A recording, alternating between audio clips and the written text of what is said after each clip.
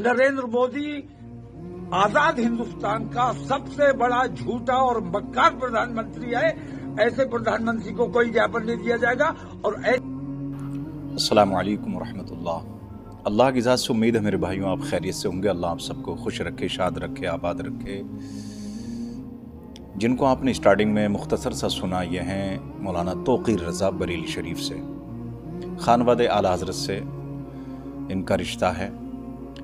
मेरे दोस्तों, वक्त आ गया है कि अब आँख में आँख डालकर बात की जाए, क्योंकि अल्लाह तबारक व तआला कुरान में फरमाता है इन्नल्लाह ला युग़य्यिरु मा बिक़ौमिन हत्ता युग़य्यिरु मा बिअन्फुसिहिम।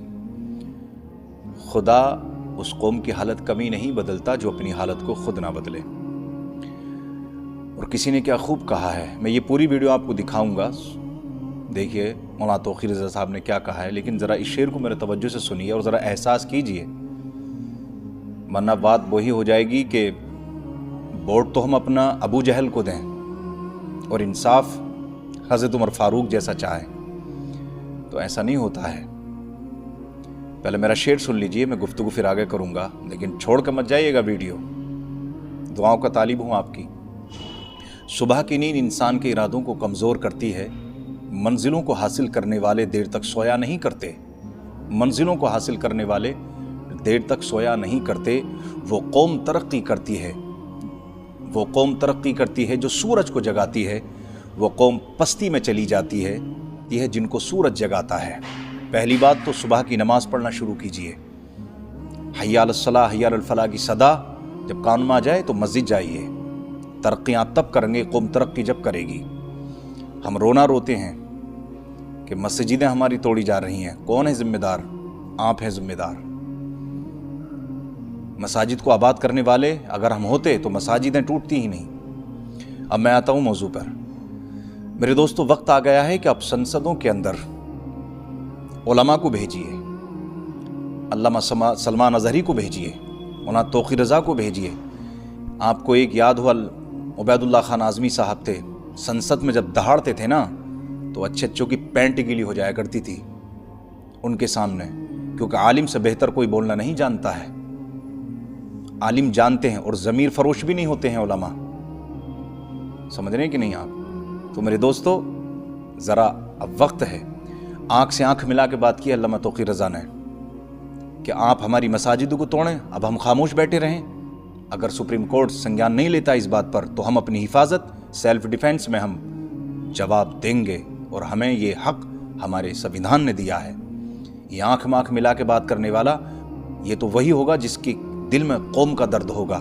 इसलिए मैं कह रहा हूँ, मौलाना तौक़ीर रज़ा को पूरा सुनिए मेरे दोस्तों, और कमेंट बॉक्स में मौलाना तौक़ीर रज़ा साहब या जो मैंने शुरुआत में मशवरा दिए आपको, अगर आप उससे इत्तेफाक रखते हैं तो मुझे ज़रूर कमेंट बॉक्स में बताइए। मौलाना तौक़ीर रज़ा को पूरा सुनिए मेरे दोस्तों, और कमेंट बॉक्स में मौलाना तौक़ीर रज़ा साहब या जो मैंने शुरुआत में मशवरा दिए आपको, अगर आप उससे इत्तेफाक रखते हैं तो मुझे ज़रूर कमेंट बॉक्स में बताइए।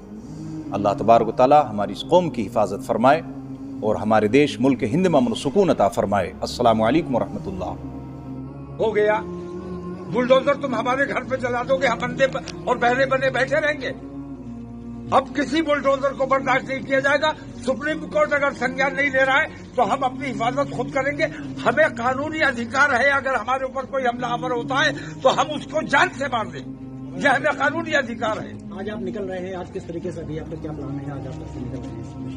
मैं अभी नमाज पढ़ने जा रहा हूँ, उसके बाद मैं इन संवैधानिक तरीके से, अमन पसंद तरीके से मैं गिरफ्तारी लेना चाहता हूँ, क्योंकि मैं किसी के सामने अपनी शिकायत रख नहीं सकता।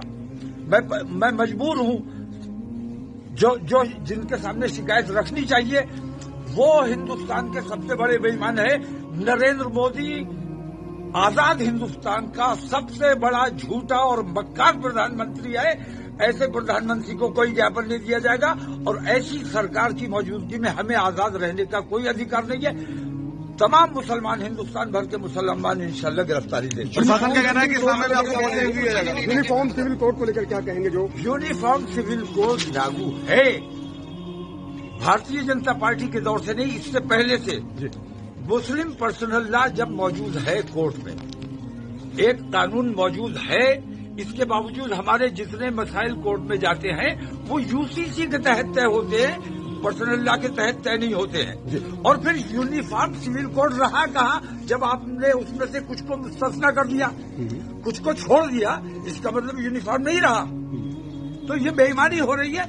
یہ تمام چیزیں صرف مسلمانوں کو ستانے، دبانے اور پریشان کرنے کے لیے۔ میں یہ کہتا ہوں ان تمام لوگوں کو مندروں سے کوئی محبت نہیں ہے، مندروں سے محبت نہیں ہے، اصل میں مسلمانوں کو تکلیف پہنچانا ہے۔